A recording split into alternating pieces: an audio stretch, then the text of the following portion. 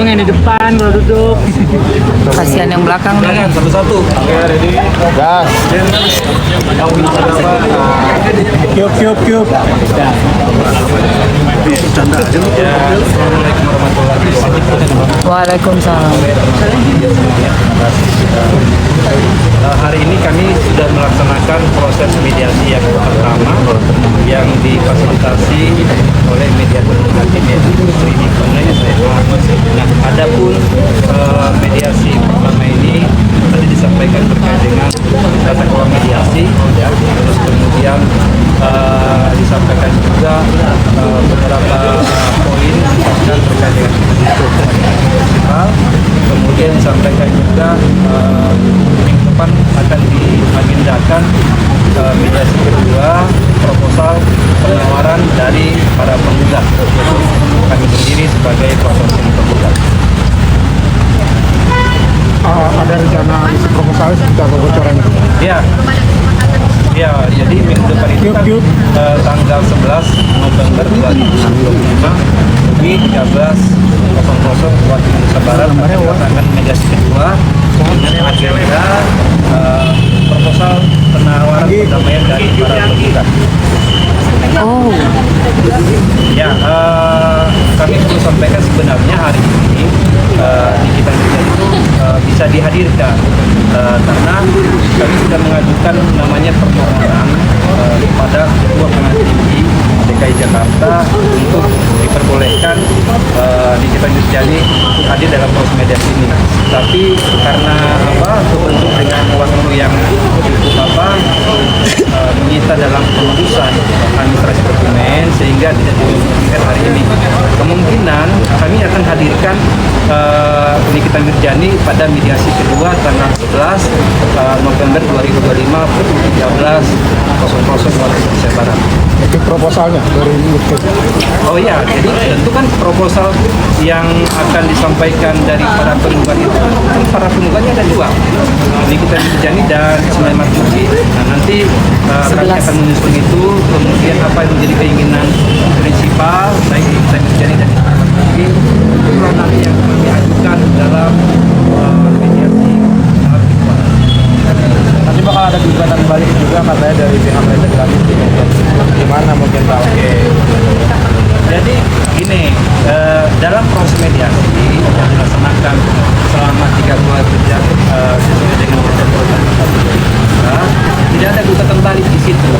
Itu bicara namanya identifikasi masalah, itu bicara solusi dalam proses perdamaian. Nah, nanti ketika misalkan 30 hari kerja itu proses mediasi dinyatakan deadlock, maka masuk namanya dalam perkara. Nah, disitulah nanti ranahnya ketika ada jawaban dan eksepsi dari para tergugat. Kalau mereka melakukan namanya rekompensi silahkan, mereka yang punya hak terhadap itu. Tapi kami hari ini menyampaikan bahwa proses mediasi yang kami laksanakan hari ini berjalan dengan baik bagaimana mestinya.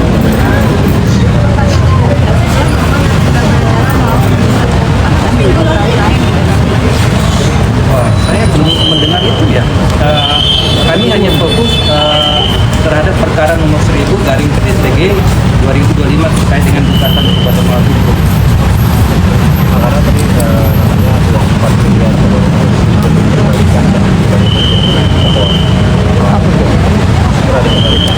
Iya, ditanyakan saja ke ini siapa yang menyebut itu. Ditanyakan saja, kami tidak tahu.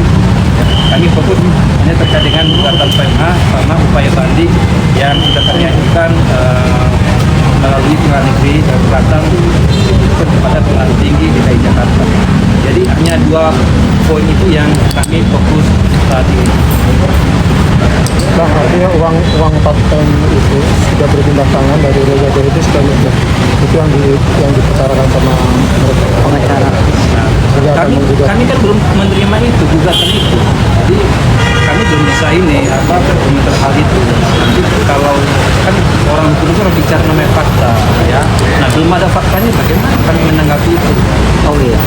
Ya, Tadi juga mereka menganggap dari mulai buat dari universitas itu komedi dan mereka siap untuk melanjutkan ikutlah apa dari pihak. oh itu pendapat mereka. Tapi kami mau sampaikan begini.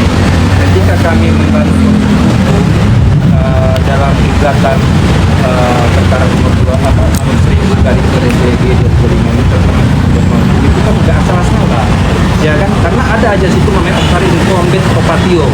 Siapa yang mendalilkan, siapa yang menggugat, dia harus buktikan. Nah, tentu kami membangun konstruksi hukum itu yang kami tuangkan dalam posita dan petitum itu tidak mengada-ada. Kami akan buktikan. Tapi sementara dalam proses mediasi ini kita tidak bicara namanya alat bukti, kita bicara namanya solusi. Jika tidak ada lagi solusi dalam proses mediasi, dinyatakan mediasinya deadlock. Nah, itulah kita bicara nanti di sini apa dari masing-masing konflik masing-masing. Gitu ya.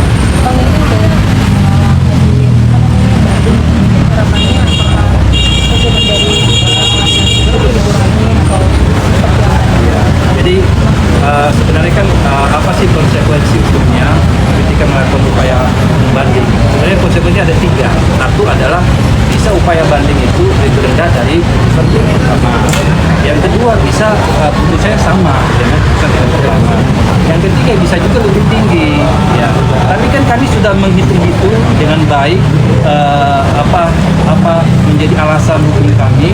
Kami beranggapan bahwa putusan di tingkat pertama ini banyak pertimbangannya itu yang menurut hemat kami itu sangat lemah, sehingga kami perlu memperjuangkan rasa keadilan untuk kita terjadi dalam upaya banding. Gitu. Jadi harapannya apa? Bebas lah. Itu harapan Bebas, kami. bismillah.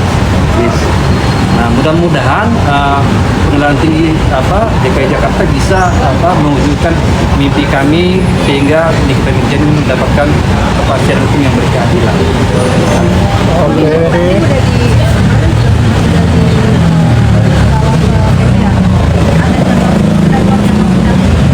Iya, jadi kan kemarin itu dekat saya dari kakak kiri ya, sudah mendaftarkan ya pernyataan banding terhadap putusan perkara nomor 2. Bahkan tidak hanya itu, hari ini juga Pak Gali juga sudah mendaftarkan juga upaya banding dari perkara 363, yaitu terdakwanya adalah Simangan Putih. Jadi dua-duanya upaya banding. Ya. Wow, dua-duanya. Oke. Jadi itu sudah Ditambah. Iya, silakan dilanjutkan Gali. Karena kan kemarin pakai berdiskusi dengan kemarin, berarti hari ini sudah Oke guys. Bagaimana? Awalnya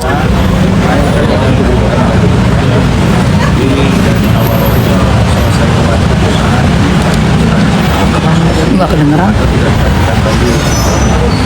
ternyata pada saat saya datang ke sini, saya pantang. Saya datang ke BPSP, saya tanyakan, dua-duanya itu belum diajukan banding oleh PPU. Saya proses kemarin surat kuasa, saya proses bandingnya, terbentur dengan soma, saya tinggalkan. Di situ ternyata pas saya tanya lagi, DPU ajukan banding ini, yang DPU ajukan banding untuk Mail, jadi udah langsung tuh. Padahal pada saat pagi itu belum ada. Kami dari awal kan memang mengajukan banding kita, karena DPU ajukan banding baik untuk pembukaan Mail, nanti berdiskusi kembali untuk banding Mail. Dan yang keputusan Mail juga wajib melakukan banding. Proses kemarin